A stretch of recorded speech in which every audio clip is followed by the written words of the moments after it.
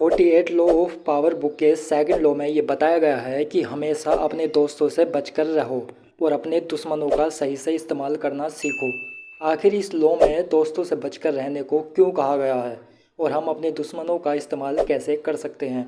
तो आज इस वीडियो में मैं सेकंड लॉ के बारे में पूरी जानकारी देने वाला हूँ और आपको इस वीडियो में ये बताने वाला हूँ कि हमें अपनी लाइफ में आगे बढ़ने के लिए अपने दोस्तों से दूर क्यों रहना चाहिए और हमारे दुश्मन जो हमसे बहुत ज़्यादा जलते हैं उनके ज़रिए हम कैसे आगे बढ़ सकते हैं।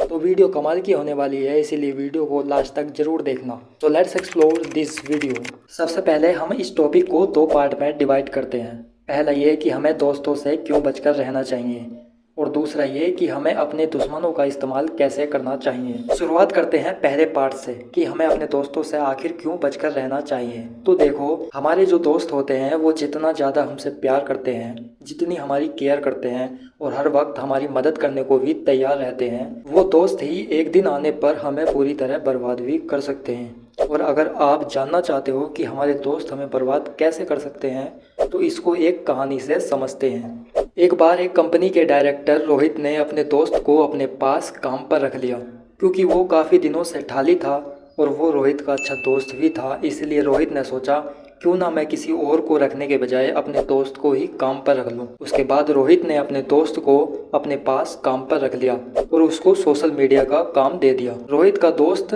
काम तो अच्छा कर रहा था लेकिन उससे एसईओ करना सही से नहीं आ रहा था और उसने ये बात अपने दोस्त रोहित को भी नहीं बताई थी।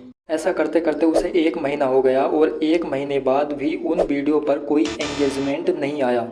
इस बात से परेशान होकर जब रोहित ने उन सभी सोशल मीडिया को सही से देखा तो उसे पता चला कि उसके दोस्त ने किसी भी वीडियो पर एसईओ सही से नहीं किया था। ऐसा देख रोहित ने अपने दोस्त से पूछा तो उसके दोस्त ने कहा, लेकिन एसईओ करना मेरे से थोड़ा कम आता है और मैंने तेरे को ये बात इसलिए नहीं बताई क्योंकि मैं तेरे को ये सब बताकर और ज़्यादा परेशान नहीं करना चाहता था। ये सब सुनकर रोहित को गुस्सा तो बहुत आया लेकिन बाद में उसे पछतावा हुआ कि मैंने अपने दोस्त को इस काम पर रखकर कितनी बड़ी भूल कर दी।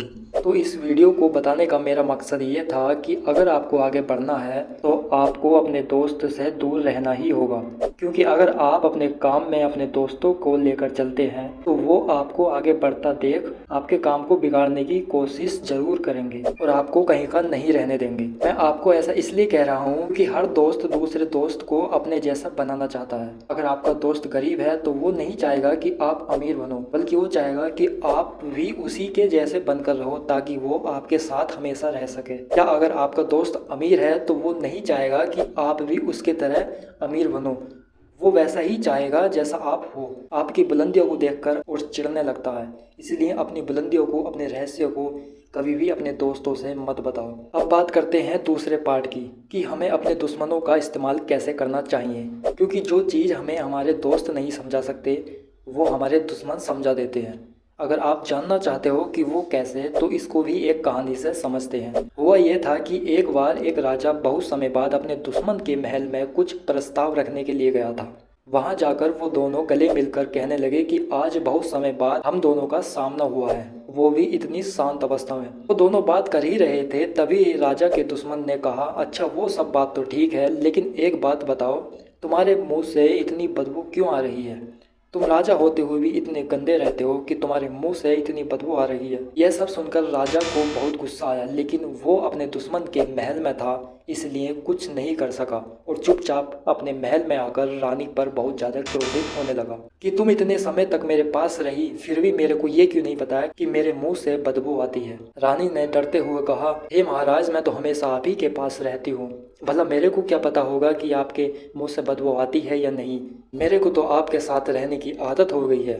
लेकिन राजा और ज़्यादा क्रोधित होकर अपनी सेना पे और अपने आसपास के लोगों पर क्रोधित होने लगा कि आपको तो पता होगा कि मेरे मुंह से बदबू आती है, फिर आपने क्यों नहीं कहा कि हे मालिक, हम आपसे क्या बता सकते हैं। अगर हमने आपसे ये कहा होता कि आपके मुख से बदबू आती है तो आप हमें जिंदा नहीं छोड़ते, इसलिए हमारे अंदर इतनी हिम्मत नहीं हुई कि हम आपके अंदर कमियां निकाल सके, इसलिए हे महाराज हमें माफ़ करिए। तो हमें इस कहानी से ये पता चला कि अगर हमें अपने आप को मजबूत बनाना है तो हमें अपनी कमजोरी को सुधारना होगा और हमारी कमजोरी को हमारे दोस्त कभी नहीं बताएंगे, बल्कि हम अपने दुश्मन के जरिए अपनी कमजोरी को जान सकते हैं और अपनी कमजोरी पर मेहनत करके उसको ताकतवर बना सकते हैं। अगर उस राजा का दुश्मन उसके मुंह की बदबू न बताता तो राजा को अपनी उस गलती का कभी पता नहीं चलता जो वो रोज कर रहा था। इसलिए 48 लॉ ऑफ पावर बुक के सेकंड लॉ में ये बताया गया है कि हमें अपने दोस्तों से दूर रहना चाहिए और अपने दुश्मनों का सही से इस्तेमाल करना चाहिए।